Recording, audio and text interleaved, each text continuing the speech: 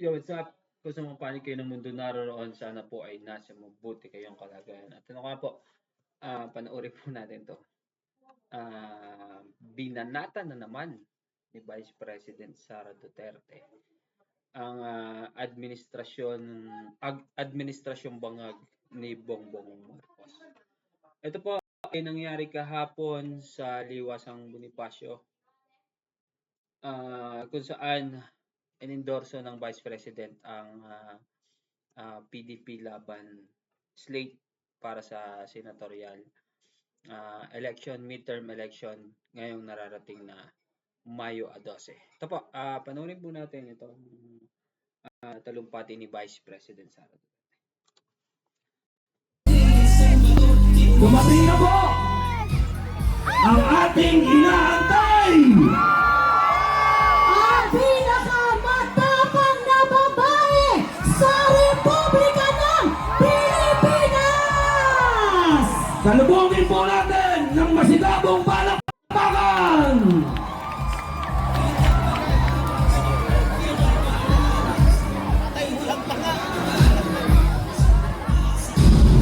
The rate of poverty in the Philippines is at its highest in 21 years. Teacher says she often complains about being hungry.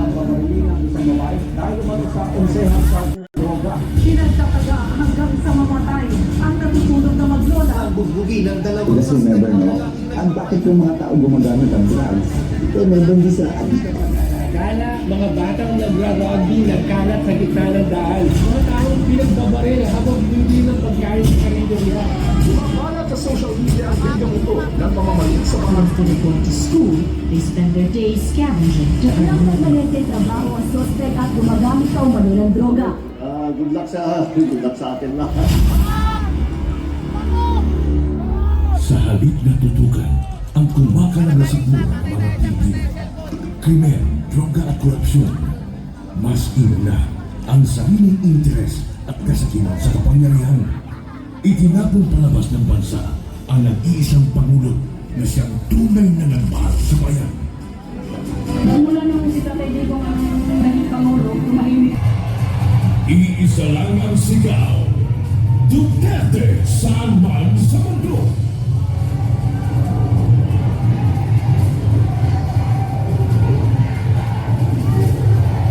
Nagagalit ang taong bayan dahil ramdam ng lahat na walang nagawa ang ito. Asikasuhin, hindi sariling bithin.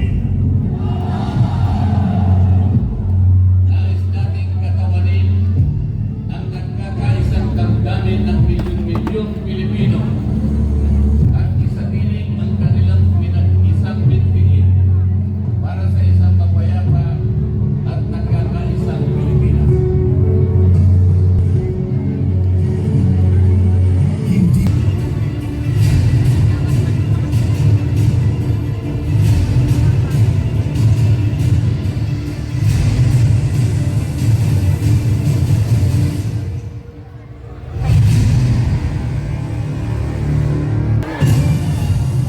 Ladies and gentlemen, the Vice President of the Republic of the Philippines, the Honorable Sara Duterte!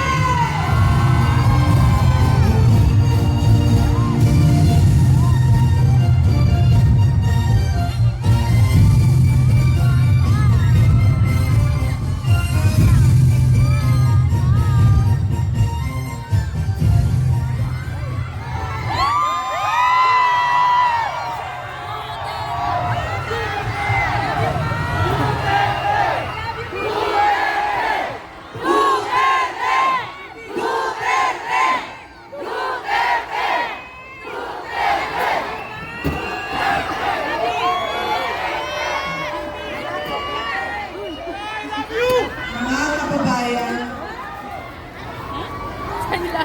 Assalamualaikum warahmatullahi wabarakatuh. Madayaw, umayong gabi kaninyong tanan. Magandang gabi sa inyong lahat.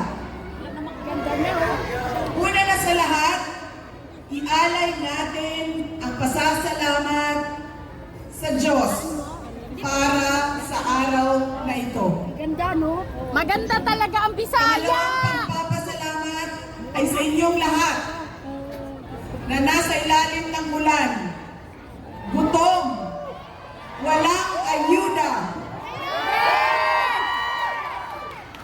Pwede bang padaan? naipit sa traffic, hindi pumasok sa trabaho. Ngunit ibinigay ninyo ang panahon para sa aming lahat ngayong gabi. Maraming salamat sa inyo. Hindi ako muna ng pakon! Ang susunod na pagpapasalamat ay sa PDP dahil binigyan nila ako ng pagkakataon sa rally nila ngayon. Maraming salamat sa inyo.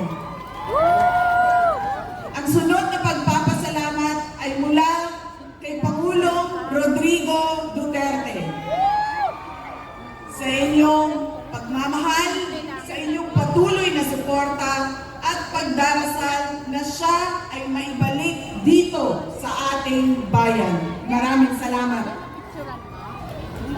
Ang susunod na pagpapasalamat ay mula sa akin sa patuloy ninyo na suporta sa akin at sa aking mga kasamahan sa opisina ng Blessing pangalawang po! Pangulo. Blessing! Maraming salamat. Hindi, Sara! At ang huling pagpapasalamat ay mula sa aming pamilya. Dako kaayo ang amuang utang nga kabubuton kaninyong tanan sa oportunidad na ginahatag ninyong kanamo nga makaserbisyo sa atuang nasod. Daghan salamat. Maraming salamat din! Ang pwesto na kinatatayuan ko ay hindi para sa akin. Para sa amin. Ito ay para sa Pangulong Rodrigo Duterte. Pero tinawag ako ng tadhana dahil kinig na ang tatay nating lahat.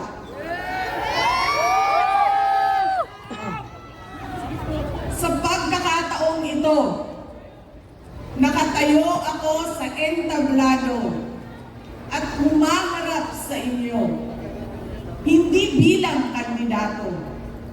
Maganda. Ako si Inday Sara, isang botanteng nagmamahal sa ating bayan Walang mga guro. at natatakot para sa ating kinabukasan. Mga kaigsuunan ko, iniibig ko ang Pilipinas. Iniibig ko kayong mga Pilipino. Ginugugmata ka! I love you too.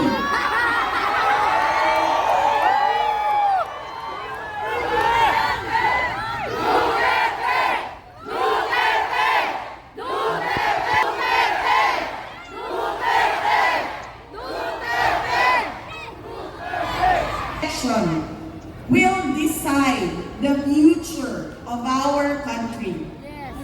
Ang boto ninyo ang magbibigay katiyakan kung maituloy ang pagbabago o tuloy-tuloy na lang tayo sa kapahamakan. Filipinos deserve better. Nagpapasalamat ako dahil nandito pa rin kayo at nakikinig sa akin sa kabila ng kaliwat kanan na paninira nila. In the past months, my name and my family's name have been dragged through the mud. I have repeatedly said it before, and I will say it again now. I am not the problem of this country.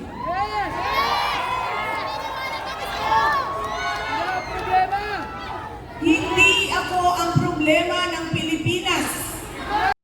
Ito po ang problema natin dito kasi Ayun po, sabi ni Vice President, hindi siya ang problema ng Pilipinas. Bakit hindi tutukan yung mga dapat na problema, pangunahing problema ng Pilipinas? Ang agenda at ang sinasabi nating proyekto ng administrasyong ito ay walang iba kundi ay ang pabagsakin ang pamilyang Duterte, lalo na si Vice President Sara Duterte. Ito po ang malinaw na agenda ng administrasyong ito sa kasalukuyan. Walang proyekto, wala ni kahit ano. Kaya dito po sa darating na halalan, isipin po natin na mabuti at pag-aralan talaga ng mabuti natin kung sino talaga yung mga karapat-dapat na umupo sa senatorial slate para dito sa midterm election. Ito pa ang kinakampanya ni Vice President. Tuloy po natin.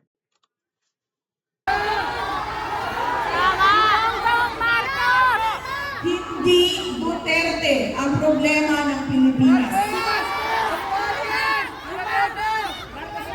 Sino nga ba ang tunay na makikinabang kung tuluyan ng burahin sa mundo ang pamilyang Duterte?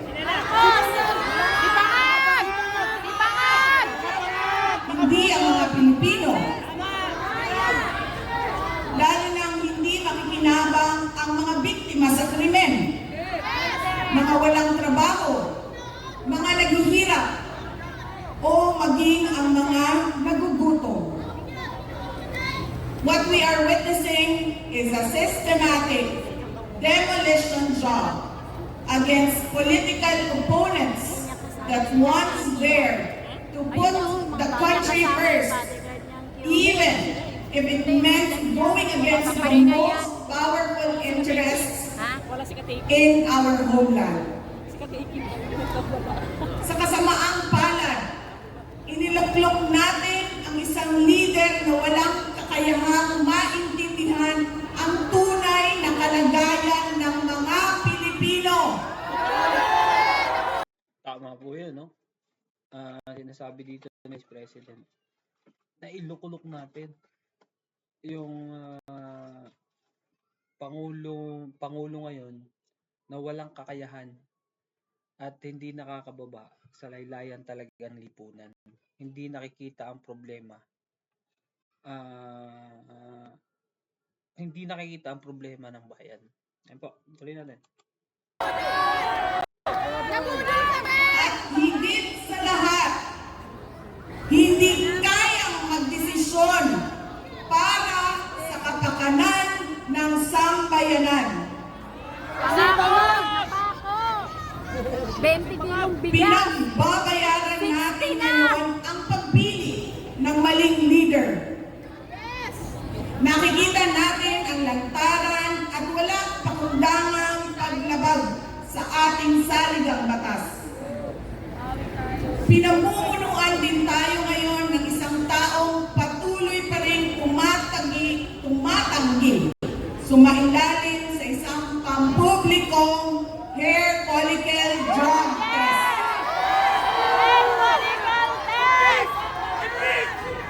At nagsinungaling sa 20 pesos ang bigas. Tama yan! Tama yan! Sinungaling! Ang masakit pa, nakuha nilang kidnapin ang dating Pangulo. At dali-dalian nilang itinapon Sa sa ibang bansa upang litisin ng mga dayuhan.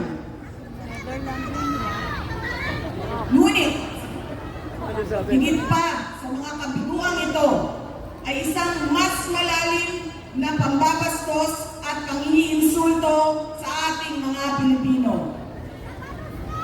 Iniinsulto nila tayo sa paggamit ng ayuda upang bilhin ang boto ng mga tao. Ayan po, sa mga bumibili ng boto, sa mga nagpapabayad, ayan po ay pera ng bayan, pera ng taong bayan yan. Pwede po ninyo tanggapin po ninyo, pero huwag niyong iboto yung mga bumibili at yung mga nagbebenta at yung mga bumibili ng boto. Ayun po ang maganda dyan. Tuloy po natin. Ang ayuda ay hindi naman likas na masama. Sa katunayan, marami ang natulungan ito noong panahon ng pandemya. Tama.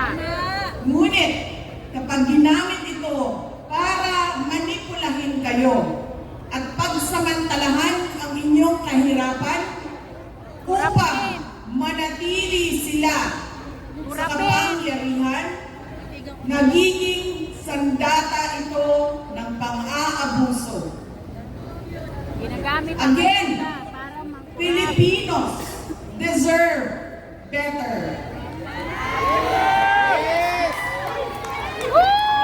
We must return to long-term, concrete programs, not short-term doleouts that are being abused by those in power. Ang Tama. kailangan ng Pilipino ay isang mabisang food security program. Yes. Isang programa na tutugon sa problemang pinakamalapit sa bituka, ang gutom. Ito, may Ang hirap. kailangan ng Pilipino ay isang modernong hybrid education system na nakasandal sa pagtuturo ng disiplina at pagmamahal sa bayan. At pagsunod sa batas at ang paggalang sa konstitusyon. Ayun, dapat. Kailangan ng Pilipino ay isang Kaya kailangan mahalaga ang edukasyon at implement talaga na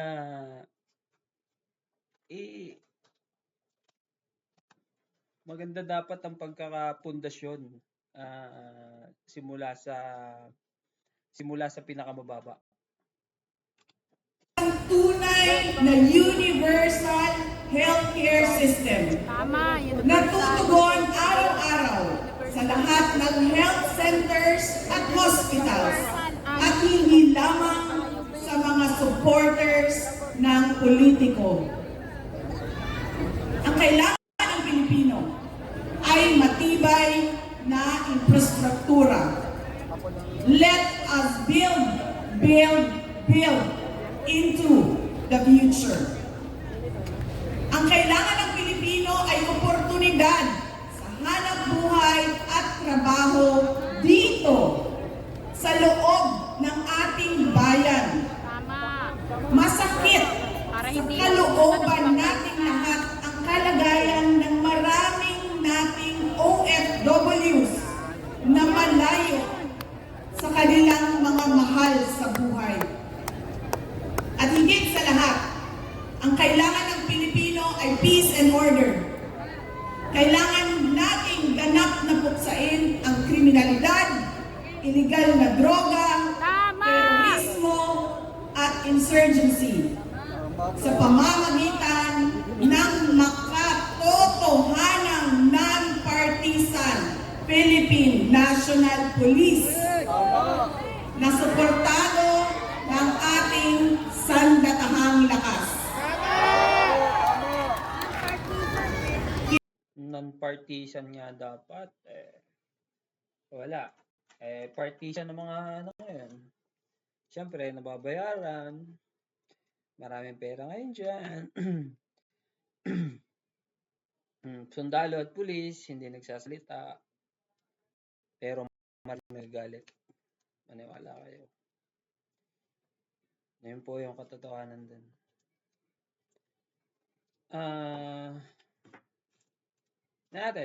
Tingnan natin ang mga susunod na kabanata. Kaya mahalaga po ang boto ninyo sa darating na Mayo 12.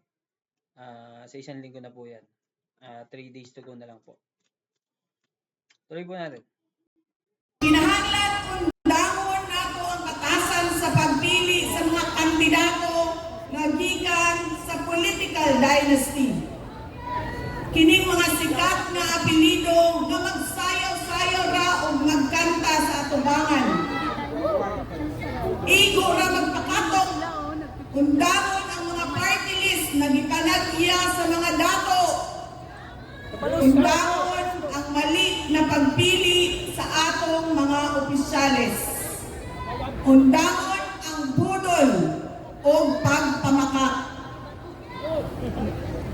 Kailangan natin mag-vote straight sa mga taong magtutuloy ng nasimulan ni Pangulong Duterte. Idiretso natin ang boto. Number 38, Rodante Marcoleta. Number 10, Jimmy Bondo. Number 56 sa balota, Attorney Vic Rodriguez.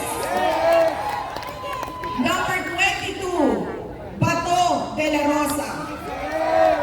Number 28, Bongo. Number 53, Apollo Kibuloy. Number 34, Raul Lambino. Number 30, J.D. Hinlo. Number 58, Philip Ipe Salvador. At number 42, Doc Marites Matang. Alam ko, hindi kayo matutuwa. Pero ibuboto ko si Amy Marcos. Yes! Siya ang naglakas loob na buksan ang investigasyon sa pagdukot ng pamahalaan ng isang Pilipino dito sa bayan para ihatid sa mga dayuhan.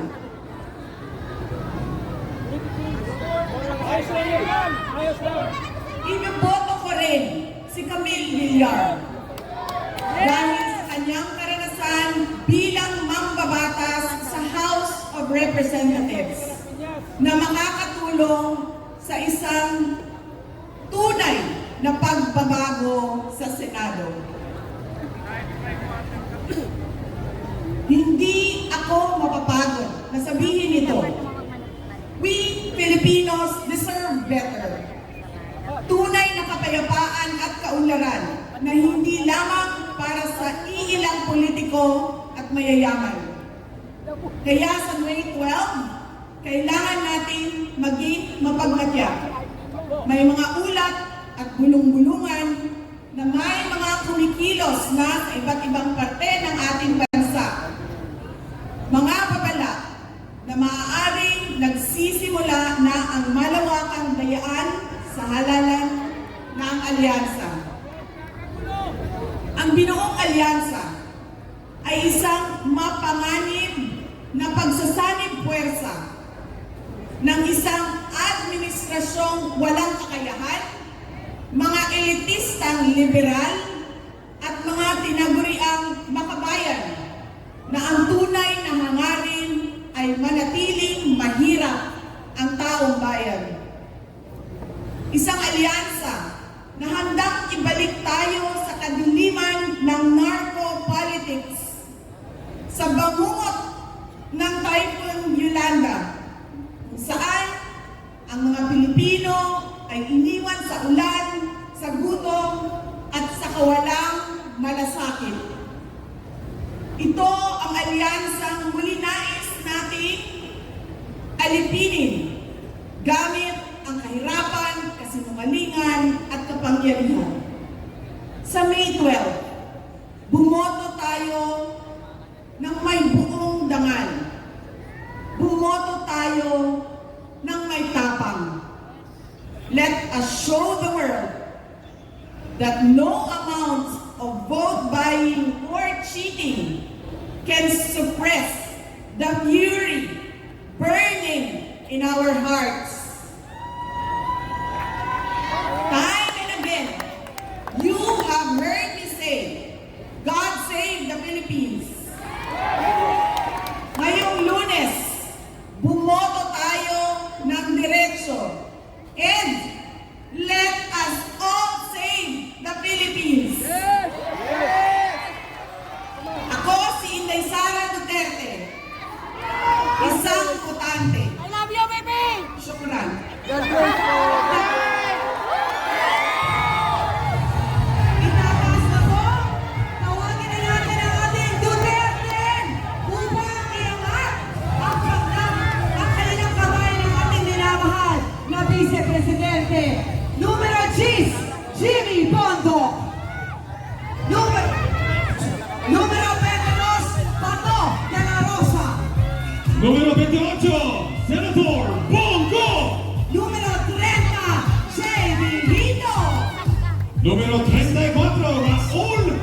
Sino?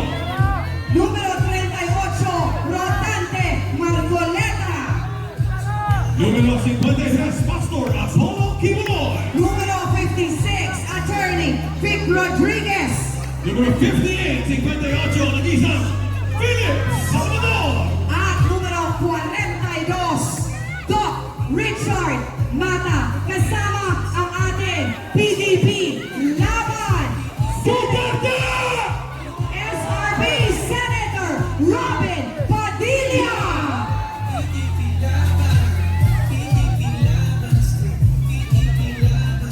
Duterte. Duterte! Duterte! Duterte. Duterte. Nakikiusap po ako, iwan po natin ang mga flashlight natin dahil kakantahin natin ngayon ang Pilipinas, Duterte pa rin!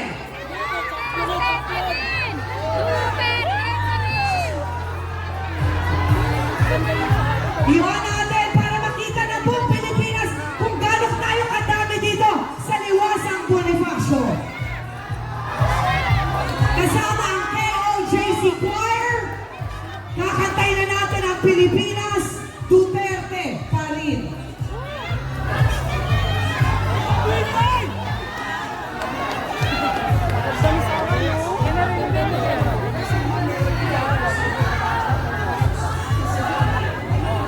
Duterte!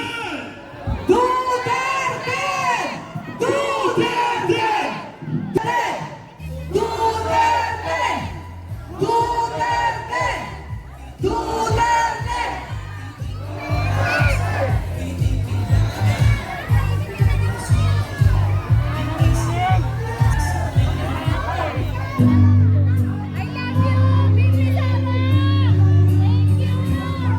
Ang iyong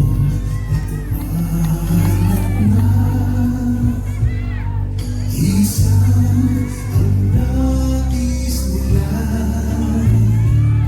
isigaw ang nadarama. Iwan ko lang na mga ilaw ng cellphone! Sampo natin ang ating mga ilaw ng cellphone at makita. Pilipinas, Duterte pa rin ang tunay na nagmamahal sa atin. Dapat niya ay laban natin! Ay laban natin. Pilipinas, Duterte pa rin!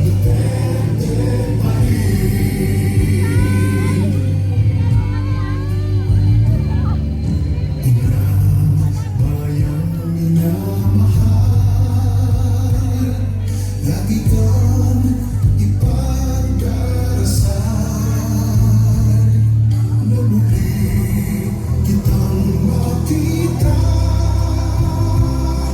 Pilipinas, na may pag-asa pa.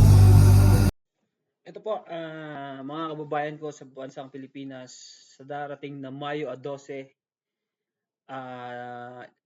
araw ng Lunes po yan, ay magaganap ang election po, midterm election dyan sa Pilipinas. At